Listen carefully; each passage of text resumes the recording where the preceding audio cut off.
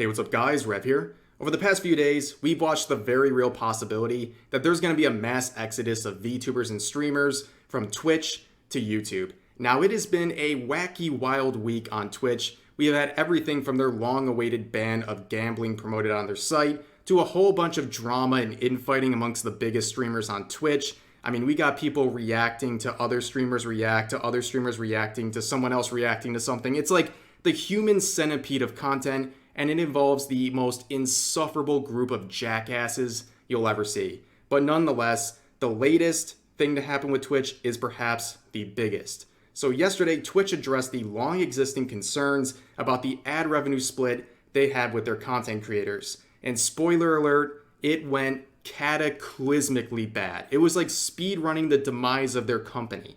Okay, so as a longtime World of Warcraft addict, I can tell that Twitch took a page out of Blizzard's book here, where they gave the good news, the ban on gambling, to try to draw the sting of the bad news that they announced later that day about the ad splits.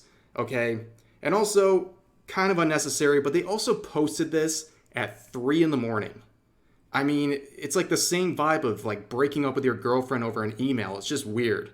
So let's talk about ad revenue splits. So on Twitch, you can earn ad revenue through subscriptions if you're an affiliate or a partner. And the vast majority of people are affiliates. And to become an affiliate, the bar is pretty low and manageable for most people. So what happens is when you become an affiliate, Twitch puts a subscription button on your channel. And for $5 a month in most countries, you can subscribe to someone's channel.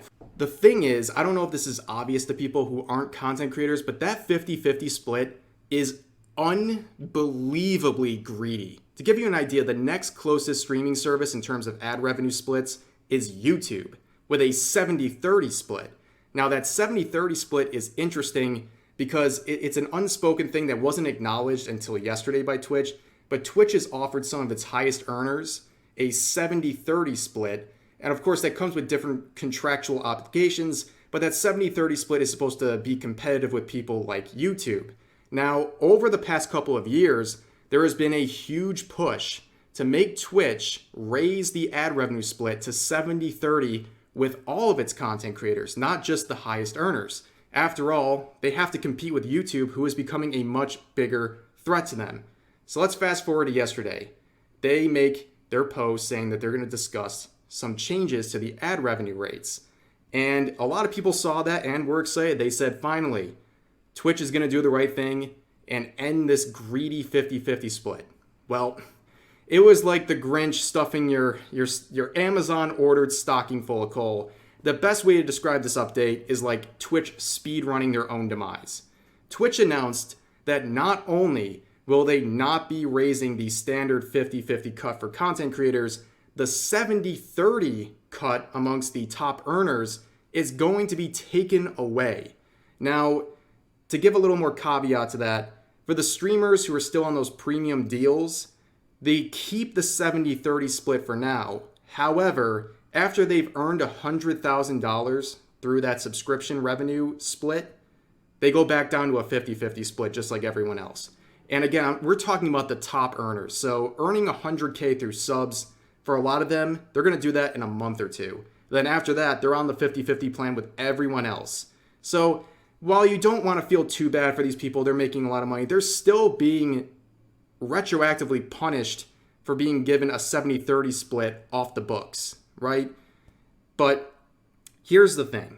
Twitch, in the most smug and annoying attitude ever, offers a solution. They offer a solution to the people who are going to be moving down from a 70-30 to a 50-50, and they have a solution for the people who are upset about being stuck at 50-50. If you want more money, just run more ads. Yeah, perfect. Excellent news. They couldn't be more out of touch with the needs of their content creators and their audience any more than that. It is my opinion and many other people's opinion that the number one thing hamstringing the enjoyment of watching streams on Twitch is ads. Their ads are absolutely insufferable. And as a part of becoming an affiliate and getting the chance to make revenue through subs, Your contract with Twitch requires you to play a certain minimum number of ads per hour. I believe the minimum is 30 seconds per hour, but trust me, even that 30 seconds is annoying and you have to run something. And like I said, ads ruin the viewing experience for anyone watching a stream. I mean, how many times have you clicked on a channel and especially someone you're maybe checking out for the first time, and instead of getting right to their content, you have 6 unskippable ads to start off the stream?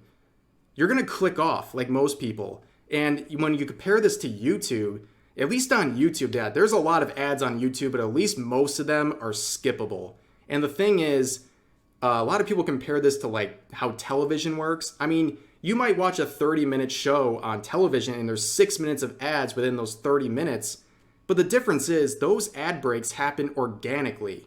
Okay? How many times have you been watching a Twitch stream? Like maybe you're watching like a tournament, a video game tournament, and right at like the climax, all of a sudden, bam, 6 unskippable ads pop up. That is a horrible system they have set up. And YouTube is a much better counterpart at the moment when it comes to ads. But now we can get into the actual excuse Twitch has for this abysmal ad sharing system. It's too expensive. Yep, this poor indie company over here, they're having a hard time hosting all these people on their site. They wish they could do better, right? That isn't, you gotta be kidding me, right? They are literally owned by Amazon, a multi-trillion-dollar company who's got more wealth than probably 30 countries combined. But they can't find a way to give a better 50-50 split than that because it's too expensive to run their servers and everything. And look at this. They use an example of like how much it costs to support a streamer, right? They use this like ridiculous straw man that doesn't exist. The average Andy who's streaming 200 hours a month. I don't know anybody who is streaming 200 hours a month. What a ridiculous example. But here's the kicker. This is the absolute best part. The cherry on top. Look at who's hosting Twitch. Amazon Web Services. They are blaming their high prices on themselves, on their own network. Oh my God. Well, needless to say, coming out of this, people are fed up. I mean, this has been the biggest amount of criticism I've seen against Twitch by and far. And relevant to this channel, a lot of VTubers, especially independent ones, they're looking at YouTube right now. And that's been a growing thing over the past few months as YouTube has been improving their streaming services. It's looking a whole lot better, okay? And it's not like the 50-50 split is new, right? It's always been in place, but their unwillingness to budge and their just smug attitude has really rubbed many people the wrong way. And I've seen a whole host of VTubers either A, just straight up saying, I'm going to YouTube now, or at least they're experimenting. They're doing streams on YouTube because they're testing the waters. Now, what is the reality of going to YouTube? Is it better? I think the best thing I can say is be careful. I think for a lot of especially smaller streamers who have a pretty niche audience on Twitch and no presence on YouTube, trying to do a full-on departure over to YouTube, that might be like your career suicide, okay? If we're just being honest. Because one of the problems with YouTube is really kind of discoverability. They don't have the same interface and browsing page with live streams like Twitch does. And, you know, from a personal taste thing, I think a lot of people share this, the chat is a lot better on Twitch. And a lot of people just don't like YouTube because of the way the chat functions. And they have to fix that if YouTube wants to really take over this thing. But one thing I'd also say be careful about is trigger happy as Twitch is with banning people. YouTube is a different landscape and they police the rules very differently. And the strike system is terrible. Now, you can see above my head, I don't plan on going anywhere. I stream casually. I don't rely on it. It's just kind of a cherry on top, especially financially for me. But I would feel comfortable going over and streaming on YouTube if a few things happen. Number one, I would never risk live streaming on YouTube to get a strike on my channel because I stream something like Nekopara, even like a safer work version, because YouTube's so finicky with the rules. At least when you get banned on Twitch, it might only be like a day, right? But the strike system on YouTube is a lot scarier. And my solution, I would love to see what people think about this. Have a separate strike system for copyright strikes and community guideline strikes, separate strikes for regularly uploaded videos, and a separate system for live streamed content. I would be down. I'd be much more willing to take a risk on YouTube. But right now, it's like you're putting all of your eggs in one basket, and you can get in trouble for not only your videos, but now your live streams as well. It just feels very risky at the moment. But I don't blame people for going over to YouTube. YouTube is actively trying to make it better. You have to give them credit. They've been working on copyright issues with music. They've been working on different interface things with their streaming, and they've been promoting people to come over, and they're paying them a good chunk of money. A lot of the big streamers are getting big offers from YouTube, and right now they're going to be taking it. People have had enough with Twitch.